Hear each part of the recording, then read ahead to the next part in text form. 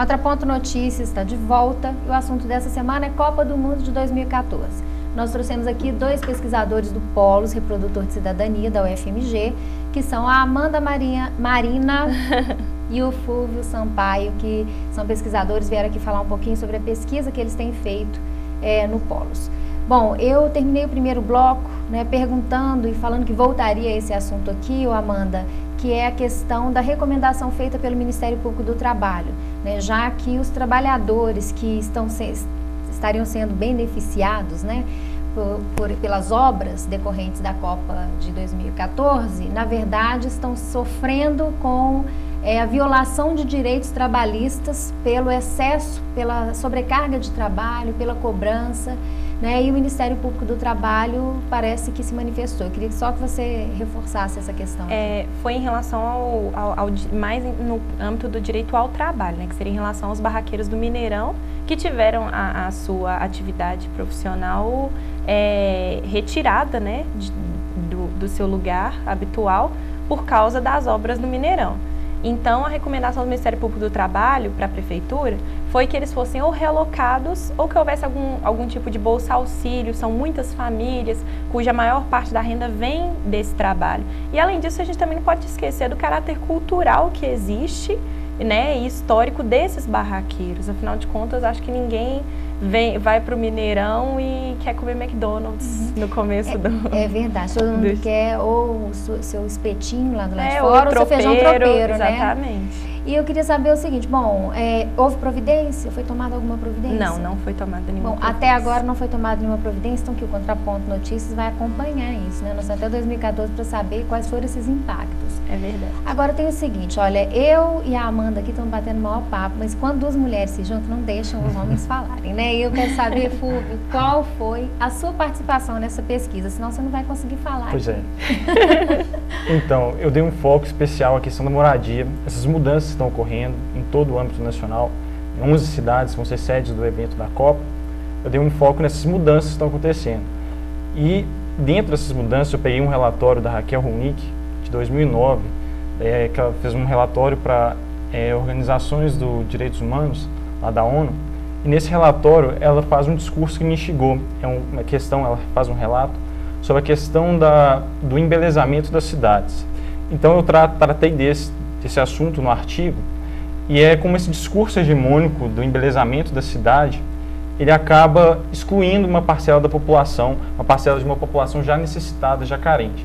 Então acaba que esse embelezamento da cidade, ele toma um padrão de ética individualista, de estética individualista, que acaba corroborando com um discurso de exclusão, um discurso que visa legitimar as ações governamentais que cada vez mais levam a população carente para a periferia, e com isso também eles tiram as condições necessárias, como saneamento adequado, as pessoas trabalham, que se situam, por exemplo, a Vila Cabamundo, próximo da região onde eles trabalham, elas são afastadas da região de trabalho, infraestrutura para, por exemplo, lazer, etc. E é jogar as pessoas para fora da cidade, né? Para fora da urbis, por isso que vem o suburbis, o subúrbio, né? Um fato que se repete já diversas vezes na história e que os mega eventos parecem ser, então, um grande propulsor dessa prática, né? De jogar as pessoas pobres para fora da cidade. E acaba também que a população entende também que o discurso dos programas governamentais de predinhos, eles acabam não atendendo a necessidade daquela população também, que são levadas aos subúrbios, que elas não têm condições adequadas de moradia, questão da infraestrutura, saneamento, todas as condições básicas, proximidade do emprego, cada vez mais elas são colocadas à periferia da cidade. E além disso, essas populações, o que acontece? Esse discurso estético, ele tem um simbolismo que é carregado com ele. Eu trabalhei também com um dos marcos teóricos dessa pesquisa, Pierre Bourdieu, e ele fala que esses simbolismos, como são sistemas simbólicos, como religião, a arte que a arquitetura está inserida, a ciência também. Então, esses sistemas simbólicos, eles que são sistemas que perpassam a comunicação, o conhecimento, eles trazem uma margem de padronização e hegemonia no discurso também e visam dar legitimação para as ações governamentais. Então, em cima dessa lógica, as pessoas falam assim, ó, a cidade tem que ficar bonita. E isso é uma lógica de exclusão das pessoas carentes dentro da cidade. E acaba que são violados, como em Belo Horizonte, esse programa governamental Vila Viva não atendeu a população de 0 a 3 salários mínimos. Nada, até hoje, esse programa atendeu essa população.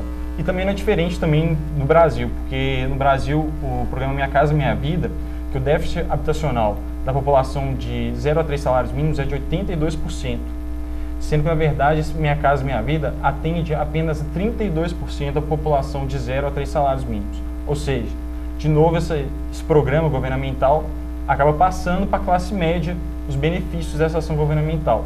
E a classe mais necessitada é excluída novamente desse cenário. E além do que, esses prédios não encaixam num padrão de vida daquela população.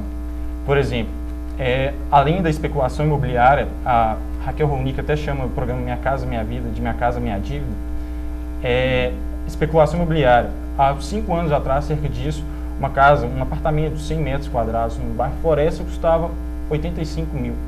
Hoje, com a especulação imobiliária, um apartamento do Minha Casa Minha Vida lá em Ribeirão das Neves custa de 34 metros quadrados, custa exatamente esse valor, 85 mil. Você vê como a especulação imobiliária está intensa, né, com a questão da Copa.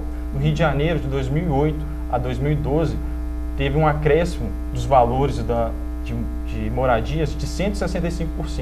Em São Paulo, teve um acréscimo de 128% dessa mesma época. Ou seja, há um inchaço, esse acréscimo do valor das moradias não é o mesmo acréscimo do valor salarial das pessoas de baixa renda. Então, isso corrobora com o discurso de exclusão social. Elas se situam à margem, situam moradias inadequadas e moradias que não atendem o seu poder aquisitivo. São moradias caras que causam o endividamento dessas famílias. Então, essas pessoas, na verdade, que aparentemente seriam as beneficiadas por esse mega evento, são as mais prejudicadas, né? O benefício continua concentrado nas mãos de quem está ali no campo de decisão desse mega evento. Isso também se reproduziria em outros eventos como Olimpíadas? Também. Então, na verdade, é uma característica de mega eventos. É uma característica dos mega eventos. E que, para nós, assim, de uma repercussão maior, seria a Copa do Mundo, né? Já que a Olimpíada é no Rio de Janeiro e a Copa do Mundo tem 11, é isso mesmo, Fulvio? São 11 capitais que serão sede da Copa do Mundo.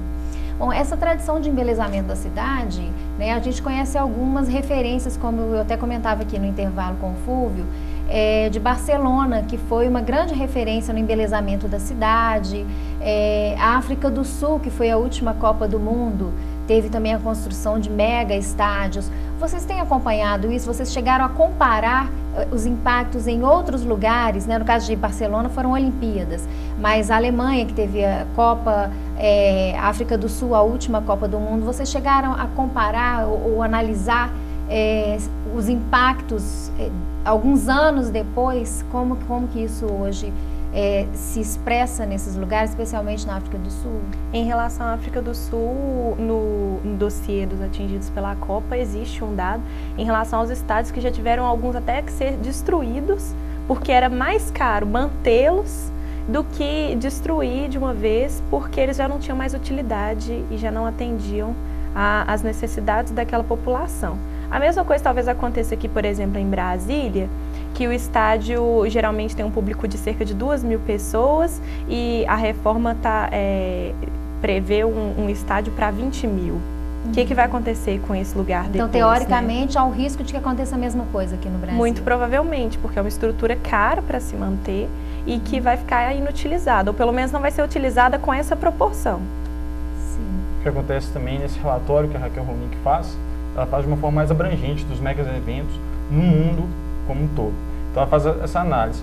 Há melhorias na questão da infraestrutura, que às vezes as populações acabam se beneficiando com isso. Pois é, mas a melhoria na infraestrutura, ela não é decorrente da Copa do Mundo, né? Porque quem faz o investimento não é o próprio poder público. Exatamente. Mas aí, olha o que acontece. A FIFA delimita também as ações governamentais. Igual, teve uma carta que a FIFA dirigiu aos estados para se adequar às condições que ela determina. Então, nesse caso, ela determinou a infraestrutura necessária de mobilização social. De mobilidade urbana. Desculpa. Que vai ligar os estádios até as regiões centrais, as regiões onde vão ter os hotéis. Então, também, ela fez outra recomendação de que construção de mais hotéis, ou seja, as cidades, elas começam a se disputar capitais, para que os capitais se instalem dentro das grandes cidades que vão sediar essa Copa, para a construção de grandes estádios. Ou seja, mas esses estádios daqui a um tempo vão beneficiar quem? Esses grandes estádios, esses grandes hotéis vão beneficiar quem? Acaba então tendo essa lógica da Copa do Mundo, acaba beneficiando uma entidade privada e o ônus acaba sendo compartilhado entre toda a população das grandes cidades, as 11 grandes cidades que irão sediar a Copa. E esse discurso de que traz obra de infraestrutura, mas a responsabilidade é do Estado mesmo, o dinheiro vem do Estado mesmo, vem do Estado. O dinheiro do Estado é o dinheiro do contribuinte, né? O dinheiro é nosso mesmo. Então, na verdade, a única coisa o único benefício pode ser a pressão feita pela FIFA para que as coisas aconteçam, né? Para que as obras de infraestrutura saiam, para que as melhorias realmente apareçam. Agora, fora isso, me parece que é apenas um grupo de amigos que continua sendo beneficiário. E mais que isso, assim, essa questão dos novos investimentos e da pressão para as obras da infraestrutura é perigosa, porque realmente é tudo voltado para a iniciativa privada. Por exemplo, em Belo Horizonte, a revitalização da Savassi. Com tantos lugares com uma necessidade maior, a Savassi, né, que é uma zona mais nobre de Belo Horizonte, que vai ter uma visibilidade maior na época da Copa, recebe esses investimentos. Outra questão também... O lugar que já está urbanizado isso, é revitalizado. É revitalizado, é até irônico, né, falar de revitalização na Savassi.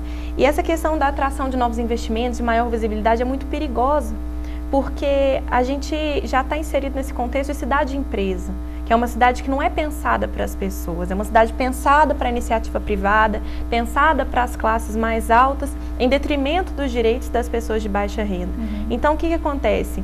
É um espaço público que é cercado, é um espaço público que é higienizado, onde a população de rua não tem direito de ficar ali, mas ela não tem uma república, ela não tem nada que atenda a sua peculiaridade, a sua necessidade como população de rua. Pelo contrário, ela é expulsa dali. Ela não combina mais com aquele lugar limpinho, bonitinho, arrumadinho, que combina mais com a classe média alta, né, com as famílias dos grandes empresários. Exatamente. A política é que a população de rua ela pode até ter o direito de passar por ali, mas ela não tem direito de permanecer, ela não tem direito de sentar no banco, ela não tem direito de fazer mais nada. Bom, gente, eu vou depois convidá-los aqui novamente, né, a TV comunitária, para a gente acompanhar esse impacto aqui das obras da Copa do Mundo, da Copa de 2014, para a cidade de Belo Horizonte especialmente.